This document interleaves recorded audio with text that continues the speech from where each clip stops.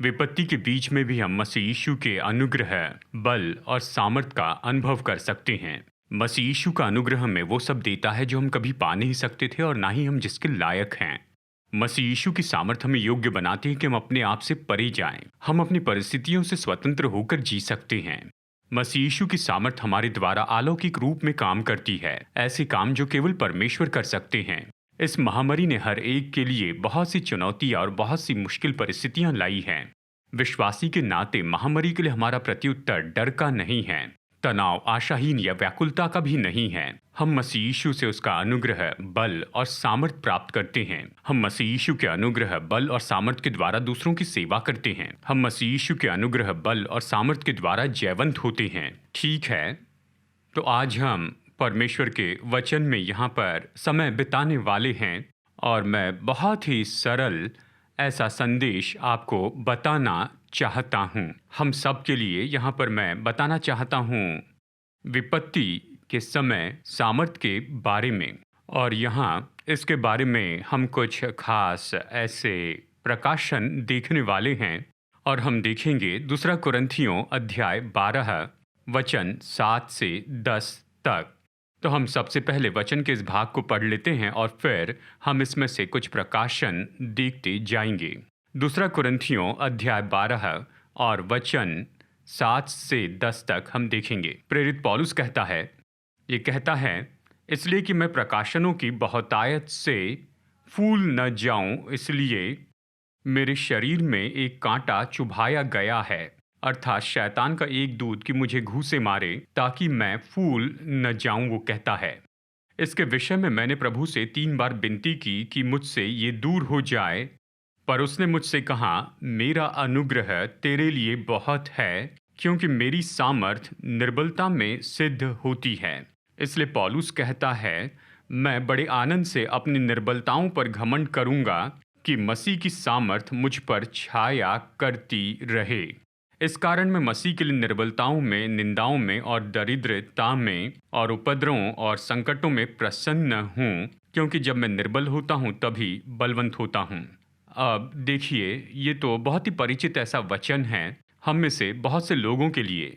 देखिए, हमने इसके बारे में पढ़ा है और इस पर कई संदेश सुने हैं पौलुस के शरीर के कांटे के बारे में। लेकिन चलिए इसके बारे में हम आज देखते हैं। और हमारा गौर पौलुस के कांटे के बारे में नहीं है और ना ही वो जिन मुश्किलों से जा रहा था उनके बारे में भी नहीं है। मैं 3 बातों पर गौर करना चाहता हूं जो परमेश्वर ने कहे हैं। पौलुस जिसमें से तुम जा रहे हो उसमें ये तुम्हारे लिए उपलब्ध है। तो पौलुस किसमें से जा रहा था, हम ये सारी पृष्ठभूमि जानते हैं, या पौलुस के संदर्भ में कह रहा है ये जानते हैं। यानी ऐसा मनुष्य था जिसे परमेश्वर ने बहुत से प्रकाशन दिए थे। और इस अध्याय 12 की शुरुआत में वो कहता है कि स्वर्ग में, यानी तीसरे स्वर्ग में उठाया गया, परमेश्वर के स्वर्ग में उठाया गया, और परमेश्वर ने जो उससे कहा उन बातों को उसने सुना। यानी पौलुस के जीवन में ये तो बहुत ही अद्भुत ऐसे अनुभव थे जो उसने ये प्रकाशन पाए, और अवश्य उसने ये हमारे लिए लिखे नए नियम के भाग के रूप में। यानी उसने जो पाया है वो तो सीधा परमेश्वर से पाया है। जैसे उसने प्रकाशन पाए तो वो कहता है कि प्रकाशनों की इन सारी बहुतायत के कारण जो मुझे दिए गए हैं, और वो कहता है कि मेरे शरीर में एक कांटा चुभाया गया। और जैसे कि हम इस तरह से कहते हैं कि शरीर में कांटा है, ये एक कहावत है, और निश्चय ही इसका असल में ये नहीं कि शरीर में कांटा है, लेकिन ये उपमा में उपयोग हुआ। जैसे कहावत है, कुत्ते और बिल्लियों जैसे गिर पड़े, इसका मतलब ये नहीं कि वो आसमान से गिर रहे हैं। ये एक कहावत है, ये तो किसी बात को दर्शाने वाली बात है। पौलुस ने कहा मेरे शरीर में कांटा है। ये पौलुस के शरीर का कांटा क्या है? पौलुस कहता है ये शैतान का दूत है। ये शब्द जो दूत है इसका मतलब एक आत्मा है, और इस केस में ये तो शैतान की ओर से आई हुई एक आत्मा है। यानी अवश्य ही ये दुष्ट की आत्मा के बारे में, यानी दुष्ट आत्मा के बारे में कहता है, जो बार बार पौलुस के विरुद्ध में, उसके काम और उसकी सेवकाई के विरुद्ध में आती गई। पौलुस अध्याय 11 में इसके बारे में बताता है। वो जिन मुश्किलों में से होकर जाता है इसके बारे में वचन 10 में फिर से कहता है कि वो तनाव, परेशानी और निर्बलता इन सब से होकर गया है।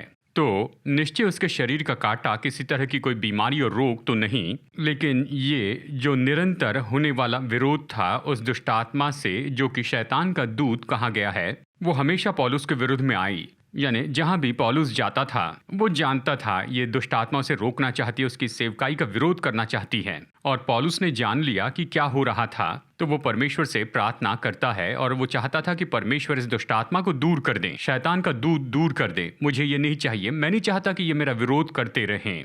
और फिर परमेश्वर ने उस दुष्ट आत्मा को दूर नहीं किया। जैसे कि हम प्रार्थना करते हैं, प्रभु शैतान हमारी परीक्षा लेना बंद कर दें। नहीं, जब तक आप पृथ्वी पर रहेंगे यहाँ पर शैतान है, दुष्ट आत्माएं हैं और वो हमेशा आती रहेंगी कि वो हमारी परीक्षा करे। तो हम ये नहीं कह सकते कि प्रभु शैतान को दूर कीजिए। परमेश्वर ने हमें ऐसा बहुत कुछ दिया है जिससे हम शैतान का सामना करें ताकि वो भाग जाए। ठीक है, तो यहाँ इस संदर्भ में पौलुस प्रार्थना करके कहता है, प्रभु जी, उसने 3 बार प्रार्थना की, प्रभु इस शैतान के दूत को दूर कर दें, ये दुष्ट आत्मा मेरे विरुद्ध में ऐसे बार बार आ रही है। तो परमेश्वर ने क्या उत्तर दिया, और इसी पर हम गौर करेंगे। परमेश्वर ने पौलुस से कहा, मेरा अनुग्रह और मेरा बल और मेरी सामर्थ।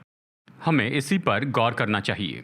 मेरा अनुग्रह, मेरा बल, मेरी सामर्थ। तो पौलुस जब यहाँ परमेश्वर से इसके बारे में बात करता है तो ये सारी परिस्थिति का दृष्टिकोण बदलता है। इसके बजाय कि शैतान के दूत पर वो गौर करते जाए, या इसके बजाय कि वो गौर करे कि शैतान क्या क्या ला रहा है, यानी ये सारी मुश्किलें, यानी परेशानी, कमज़ोरी, निर्बलता और ये सारी जो चुनौतियां हैं, इसके बजाय कि उस पर गौर करे, पौलुस महान बातों पर अपना गौर लगाता है। और हमें भी बिल्कुल ऐसा ही करना है। सारी विपत्ति के बीच में देखिए, जैसे हम जीवन में आगे बढ़ते हैं तो निश्चय ही विपत्ति होगी, यानी तकलीफ़ें होंगी, निश्चय चुनौतियां होंगी, या ऐसी भी कुछ चीज़ें होगी जो कि उतनी अच्छी नहीं हैं। यानी अभी देखिए ऐसी कुछ चीज़ें हैं, और मैं कहूँगा जो लोग बीमार हैं या जो विपत्ति और मुश्किलों से जा रहे हैं, और देखिए ये तो इसके परिणाम में होता है कि लोगों की नौकरी चली गई है, और ऐसी बहुत सी मुश्किलें हैं जो कि उसी के कारण आई हुई हैं। यानी देखिए ऐसी सारी विपत्तियों के बीच हम सब ये कहते हैं कि हम आगे बढ़ने और परिणाम के लिए कहाँ से बल पा सकते हैं। खैर, हम यहाँ पर प्रेरित पौलुस से कुछ सीखते हैं।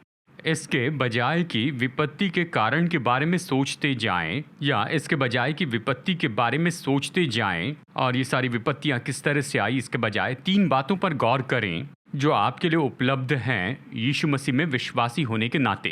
तो किस पर गौर करना है? मसीह यीशु के अनुग्रह पर गौर करें, मसीह के बल पर गौर करें और यीशु मसीह के सामर्थ पर गौर करें जो कि आपके और मेरे लिए उपलब्ध है। यानी विपत्ति के बीच में हम विश्वासी के नाते अनुग्रह के बारे में कहें, मसीह के बल के बारे में कहें और मसीह की सामर्थ के बारे में कहें। और मैं अभी इन 3 बातों के बारे में ज़रा विस्तार से बताऊंगा और फिर एक साथ प्रार्थना करके संदेश खत्म करेंगे।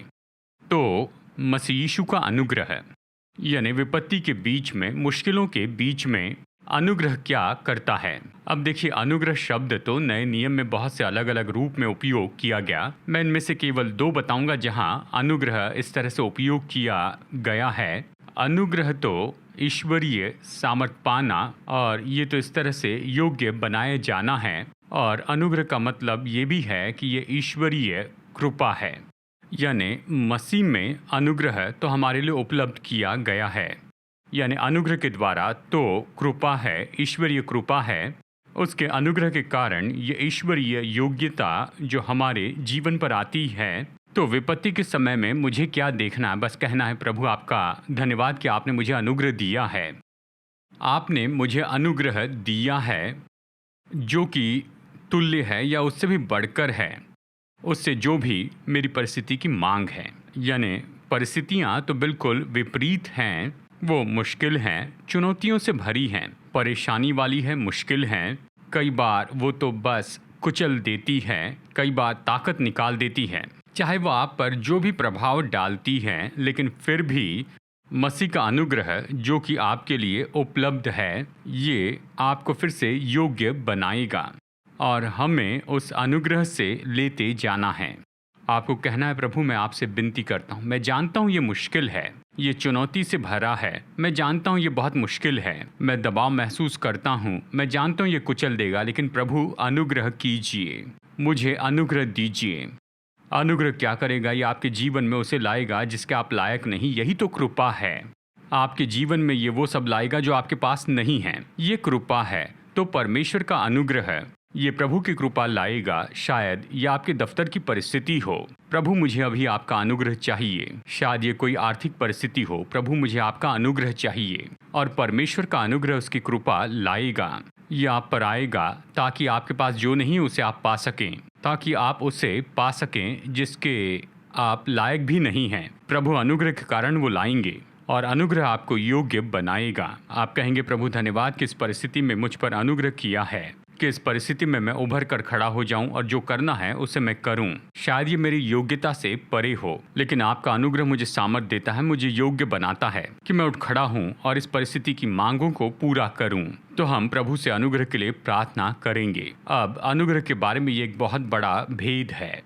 देखिए, और भी ज्यादा अनुग्रह उपलब्ध है, लेकिन बाइबल कहती है कि परमेश्वर नम्र पर अनुग्रह करते हैं। मतलब और भी ज़्यादा अनुग्रह है, यानी अभी जो आप अनुग्रह अनुभव कर रहे हैं उससे भी ज़्यादा पा सकते हैं, और ज़्यादा है। देखिए, परमेश्वर का अनुग्रह तो असीमित है, खत्म न होने वाला है। अगर आप कहें मैंने बहुत से अनुग्रह का अनुभव किया है, अच्छा है, और भी है कि हम अनुभव करें, तो हमें और ज़्यादा अनुग्रह मांगना है।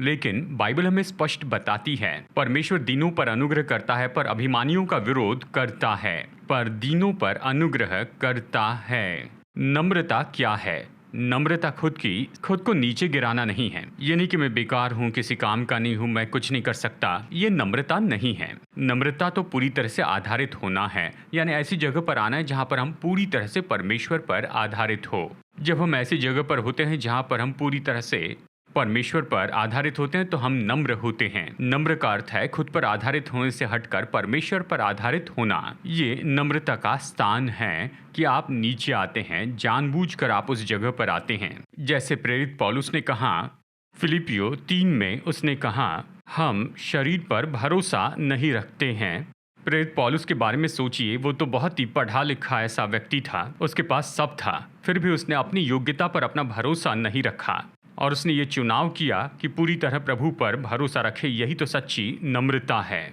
और जब भी हम उस जगह पर आते हैं नम्रता में, तो परमेश्वर और अनुग्रह देते हैं। तो हम कैसे और अनुग्रह पा सकते हैं? कैसे परमेश्वर का और ज़्यादा अनुग्रह पा सकते हैं? उस पर और आधारित रहने के द्वारा ऐसी जगह पर आना है जहाँ पर उस पर आधारित रहें और ये कहना, प्रभु मैं तो आधारित हूँ, मैं तो आपके पास में आता हूँ, मैं अपनी योग्यताओं पर आधारित नहीं हूँ, मेरा बल या फिर मेरी जो बौद्धिक योग्यता है, प्रभु मैं आप पर आधारित हूँ।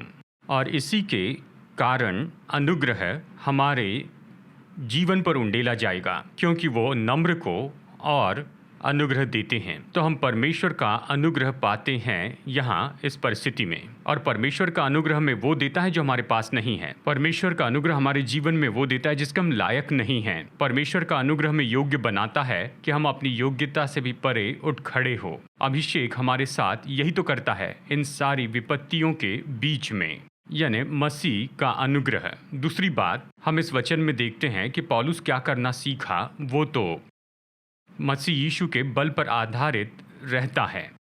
तो निश्चय ही जैसे ये सब विपत्ति और इन सारी परिस्थिति का वो सामना करता है, शैतान का ये दूत तो उसके विरुद्ध में बार बार आता है। पौलुस कहता है मैं इसे और नहीं सह सकता हूँ, मुझ में इतनी शक्ति नहीं कि मैं ऐसा युद्ध लड़ते चले जाऊं, मुझ में इतनी शक्ति नहीं कि मैं शैतान का सामना करते जाऊं, मेरे पास इतना बल नहीं है कि मैं अपनी ढाल थामे रहूं, मुझ में इतना बल नहीं कि आत्मा की तलवार का उपयोग करूं। और वो इस तरह हम सब ऐसा ही महसूस करते हैं। हम अपनी शक्ति के अंत में आ जाते हैं और कहते प्रभु जी ये दूर कीजिए, लेकिन परमेश्वर कहते हैं मेरा बल तुम्हारी निर्बलता में सिद्ध होता है।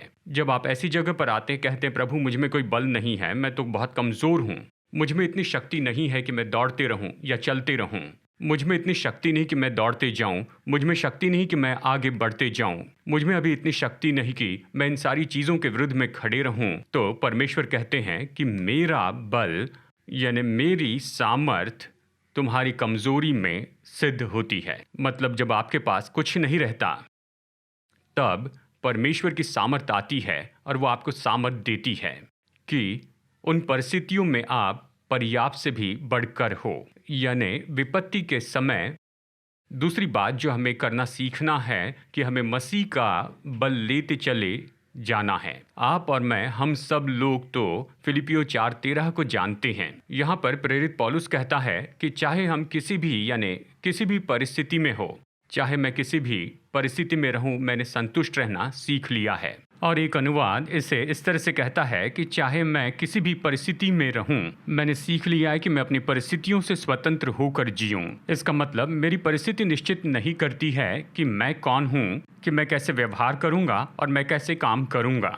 चाहे मैं किसी भी परिस्थिति में क्यों न रहूं, चाहे बहुत आयत में रहूं या कमी घटी में, चाहे मैं अच्छे समय में रहूं या मुश्किल समय में, मेरी परिस्थिति निश्चित नहीं करती है कि मैं कौन हूं। मैंने अपनी परिस्थितियों से स्वतंत्र रहना सीख लिया है। और इस संदर्भ में वो कहता है कि मैं सब कुछ कर सकता हूँ मसीह के द्वारा जो मुझे बल देता है। मेरी परिस्थितियों के बावजूद मैं वो हो सकता हूँ जो मसीह चाहते हैं कि मैं बन जाऊँ। मैं वो सब कुछ कर सकता हूँ जो प्रभु चाहते हैं कि मैं करूँ उन परिस्थितियों में। क्यों? क्योंकि उसकी सामर्थ के कारण मैं सब कुछ कर सकता हूँ।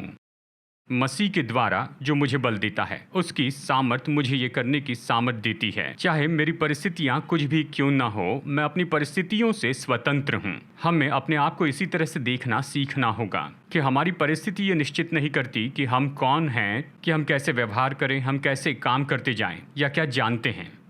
देखिए, हम सब कुछ कर सकते हैं। हम परमेश्वर की इच्छा पूरी करते हैं। उसने हमें जो सामर्थ दी है उसके द्वारा। तो विपत्ति के बीच में परमेश्वर की सामर्थ आपसे क्या करवाना चाहती है कि वो सब करने में आपकी मदद करें जो परमेश्वर चाहते हैं कि आप करें। यानी विपत्ति के बीच में हम हिम्मत हारना चाहते हैं। हम कहते हैं हम इसे और नहीं सह सकते हैं। हम कहते हैं प्रभु धन्यवाद कि आपकी सामर्थ है जो मुझे ये करने के लिए बल देती है। आपकी सामर्थ मुझे वो करने के योग्य बनाएगी जिसके लिए आपने मुझे बुलाया है, मेरी सारी परिस्थितियों से स्वतंत्र होकर, क्योंकि मैं विपत्ति के बीच में प्रभु से सामर्थ पाता हूँ। तो प्रभु से सामर्थ पाना सीख ले। इसे कैसे करें? प्रभु से प्रार्थना कीजिए और उससे कहिए प्रभु जी मुझे बल दीजिए। प्रभु जी आप ही मेरे जीवन के सामर्थ हैं। आप ही मेरी ज्योति और मेरा उद्धार है। आप ही मेरा बल है। प्रभु जी मुझे सामर्थ दीजिए प्रभु। एक तरीका है जिसके द्वारा हम खुद को बल देना सीखते हैं, वह है अन्य भाषा में प्रार्थना करें, कि पवित्र आत्मा में प्रार्थना करें। तो अन्य भाषा में प्रार्थना करने से इसका क्या संबंध? अन्य भाषा में प्रार्थना करना, चलिए इसे बहुत ही सरल शब्दों में बताऊं, ये परमेश्वर ने दिया हुआ मैकेनिज्म है कि हम अपने बल को रिचार्ज कर लें। हम आत्मिक बल के बारे में कहते हैं। बाइबल यही तो 1 कुरिन्थियों 14 में कहती है, वचन 4 में, कि जो अन्य भाषा में बोलता है वो खुद की उन्नति करता है। तो जब आप अन्य भाषा में प्रार्थना करते हैं तो आप क्या कर रहे हैं? आप उन्नति पा रहे हैं। आप अपने भीतरी मनुष्यत्व को फिर से चार्ज कर रहे हैं, बल दे रहे हैं। ये एक तरीका है जिससे हम सामर्थ पाते हैं। ये नहीं कह रहा कि एक ही है, ये एक तरीका है जिसके द्वारा हम सामर्थ प्राप्त करते हैं। मसीह यीशु से हम उसकी सामर्थ प्राप्त करते हैं ताकि इन सारी विपत्तियों के बीच में हम वो सब कुछ कर सकते हैं जो परमेश्वर चाहते हैं कि हम करते चले जाएं। अन्य भाषा में प्रार्थना, पवित्र आत्मा में प्रार्थना। जैसे आप अन्य भाषा में प्रार्थना करते हैं, भीतरी मनुष्य बल पाता है, आपका भीतरी मनुष्य नया बनता है। आप बल प्राप्त करते हैं कि वो सब करें जो परमेश्वर चाहते हैं कि आप करें। अवश्य ही हम उसके वचन से सामर्थ पाते हैं। परमेश्वर का वचन हमें जीवित करता है, प्रभु का वचन हमें सामर्थ देता है। तो आप उसके वचन को लेते चले जाएं, समय निकालें कि उसके वचन का भोजन करें। चाहे एक ही वचन हो, उस वचन पर मनन कीजिए। यह आपके लिए जीवन और सामर्थ का स्रोत है। यह आपको सामर्थ देता है या आपको शक्ति बल देता है ताकि आप वो सब कुछ कर सकें जो परमेश्वर चाहते हैं कि आप करें इन सारी विपत्ति के बीच में। तो हमें विपत्ति के बीच में किस पर गौर करना है?